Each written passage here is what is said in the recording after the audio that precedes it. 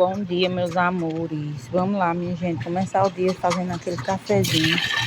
Que eu faço 2 litros de café, 2 garrafas cheias. E às vezes não dá, viu, meus amores?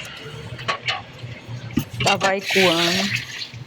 Cheirinho tão bom, meus amores. Minha gente, vocês estão vendo o pano dessa cor, mas não é preto, não. Assim, não é sujeira, não, tá? Ele é lavadinho, escaldado. É porque, como ele já foi bem usado, aí fica marronzinho por conta do café, né, minha gente? Que é preto.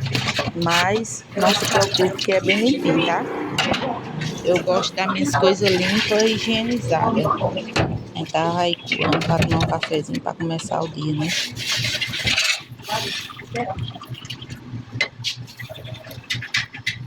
Isso aí é você para Deus. Quer ver a para não mexer.